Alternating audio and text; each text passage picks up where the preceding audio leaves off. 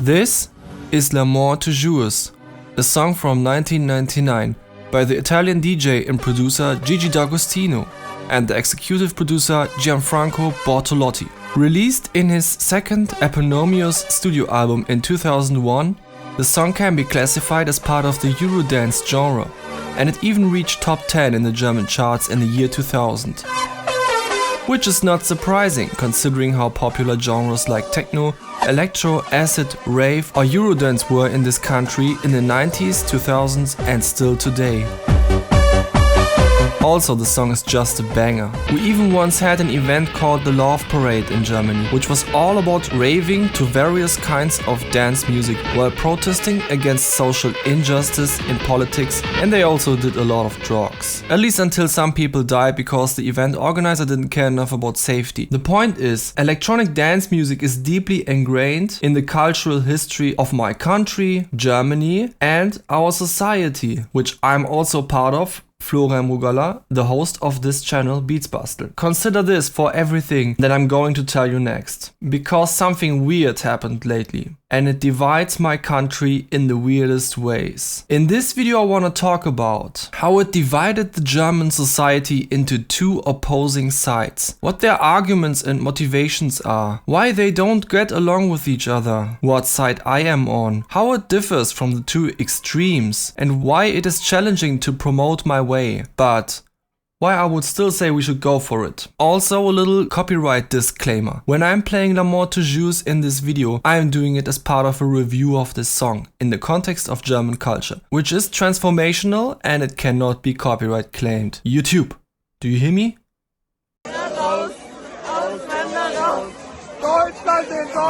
So, first of all, this is what happened lately. A bunch of Yuppies partying in Sylt were being filmed, reinterpreting Toujours with the lyrics Ausländer raus, Ausländer raus, Deutschland den Deutschen, Ausländer raus. Translated, that means foreigners out, Germany for Germans, foreigners out. This slogan has historically been used by far-right extremists in Germany multiple times already, for example in the Kaiserreich and even by Adolf Hitler. Because of this viral video, it's now banned to play Toujours at all in Germany, even the version without the racist slurs. Which sucks for Gigi D'Agostino, because in an interview he said he is strictly against racism, and on top of that, his song is a hymn about love. Furthermore, he states that hateful people always find a way to sing their songs anyway, even if it won't be on the instrumental of Toujours, so it's kinda pointless to ban the song. It should be noted that Gigi D'Agostino profits from the current events. After 20 years, the song is finally back, top 8 in the German charts, and it didn't even need a cheesy remix. I could imagine that Gigi is still not amazed though, cause he doesn't seem like the type of guy who values money more than principles to me. Side note, this has some interesting implications for the existence of copyright laws. I often advocate the complete removal of current copyright laws in favor of a system that makes it easier for prosumers to use other artists' content without getting in the weeds of copyright claims. Cause at the moment, there is a whole type of job, Germans call it the Abmahnanwalt. They are basically attorneys whose entire job it is to find out who is currently breaking some copyright laws, which often results in crazy lawsuits where big wealthy companies like Lego, Disney or Nintendo sue the shit out of small content creators who can barely pay their own rent, just because they're technically right. People who defend current copyright laws often bring the argument, if there is no way to protect your work from being abused by others, every Nazi or rapist or pedophile could just claim your music as theirs and ruin it for everyone, especially for you. So now, it could be argued that copyright is a good thing, because if the Yuppies didn't break copyright laws with their video, they wouldn't have ruined Gigi's song. But on the other hand, copyright laws apparently didn't stop any of this from happening, so it could be argued that they failed their intended purpose, once again. If you want to take a little break from watching this video right now, pause it and let me know in the comments what's your opinion on the effectiveness of copyright laws or their role in this whole thing. Or you could stay and watch the rest of the video, because there will be even more questions at the end and also more critical ones. It needs to be noted though that the Yuppies in Sylt were not the only people who sang that hateful slogan to Toujours.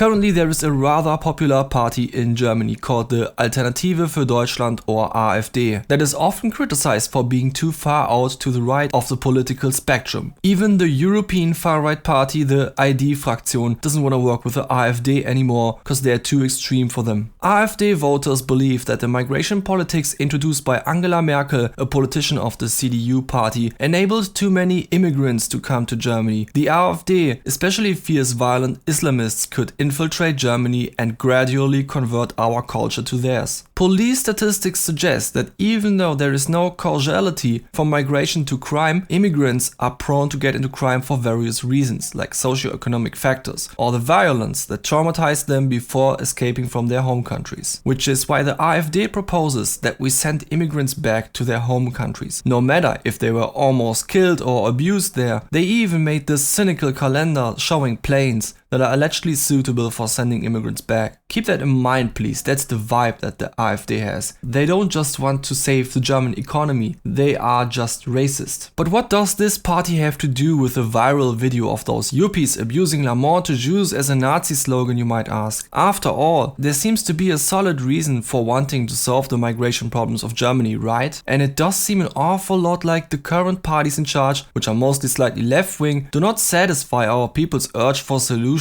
And simply wanting real migration problems to be solved is not nearly on the same level as trying to kill Jews in concentration camps. Right? So why should the AfD have distanced itself from this viral video actively? The thing is, the AfD and their voters often criticize Muslim representatives for not distancing themselves from religiously motivated Islamist terrorist attacks. Muslim representatives, however, often argue that the Islam has nothing to do with extremism. Just because some people fuck up doesn't mean everyone has to apologize in their name. Unfortunately for the AfD though, a lot of their voters are total edgelords and they now blast La mort aux Juifs just to mess with their left-wing enemies.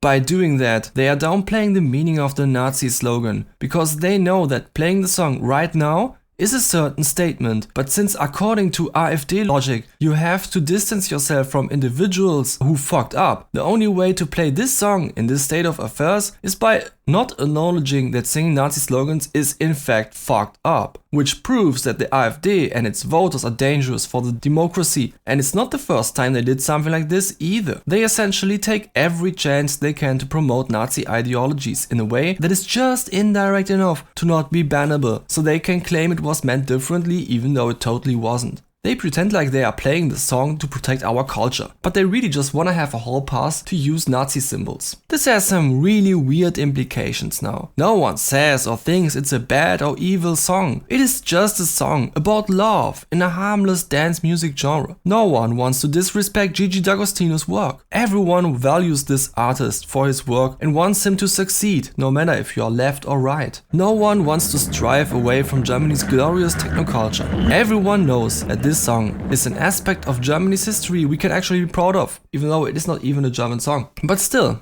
our left-wing government felt like they had to ban the song, to stop people from dancing and singing themselves into the worst anti-immigrant chant trance the country has ever experienced since World War II. What can we make out of this? A totally harmless song was banned, just because some people need to ruin everything with their hatred. I think we need to take a look at other things that have been banned to get a better picture of this problem. I made this poll in which I asked you if songs should ever be banned, even though they didn't directly transport toxic messages. And you told me about some useful examples in the comments. For example, the country Chechenia, I'm probably pronouncing that wrong, lately banned every music that is below 80 and above 116 BPM. The songs might be totally harmless or about love, but they are still being banned if the speed is out of range. The government did it to discriminate Western influences from Chechen music. I would say this is not very comparable to the La mort aux Juifs case, because La mort aux Juifs was already widely accepted as part of our culture, but only banned for being abused by others. Back to Germany, 2022. The song Layla by DJ Robin and Schürze was banned because some dude said it was racist.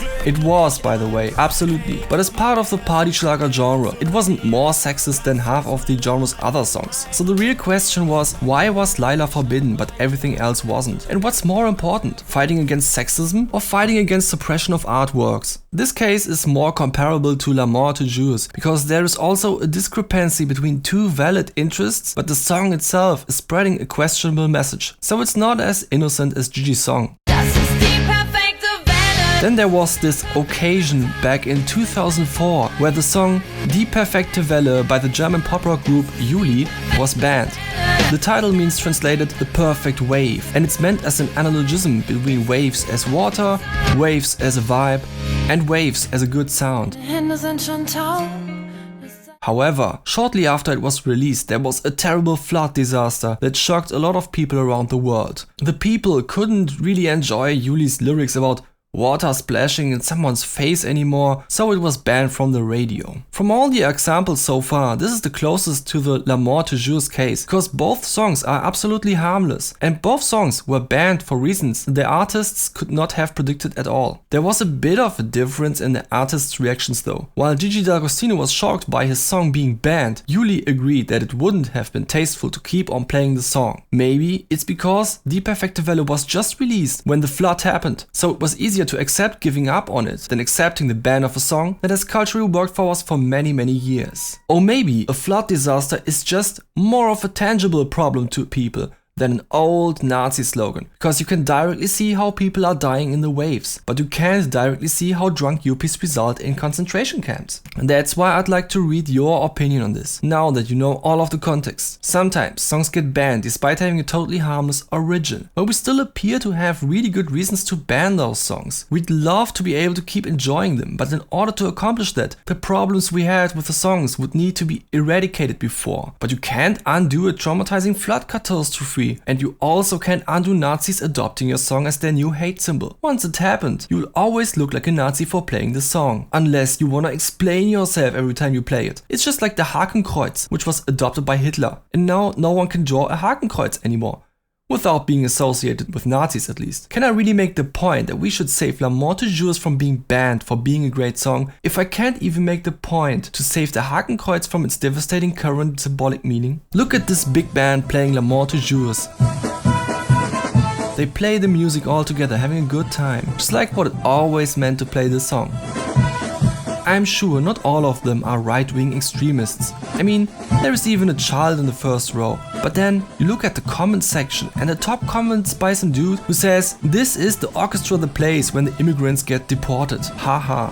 Very funny. The second highest comment makes fun of left-wing people. The third one talks about the Stolzmonat, a cynical reaction from the AfD to Pride Month. Only the fourth most popular comment states that we should just enjoy this song for what it is. I don't want to give up on this song, but maybe it needs to go for good. At least I don't see what could still be done to save it. What would happen if it was unbanned right now? Wouldn't it still just be played by Nazis as their new little symbol? And isn't all of this a little bit silly? I mean, all this, haha, you know what this symbol means, but you can't do anything against it, stuff. That's kindergarten mentality. Yet, we are now here having this conversation. Because grown men felt like they needed to act like that. What the fuck? How can this situation even be real? Let me know in the comments what you think about all this.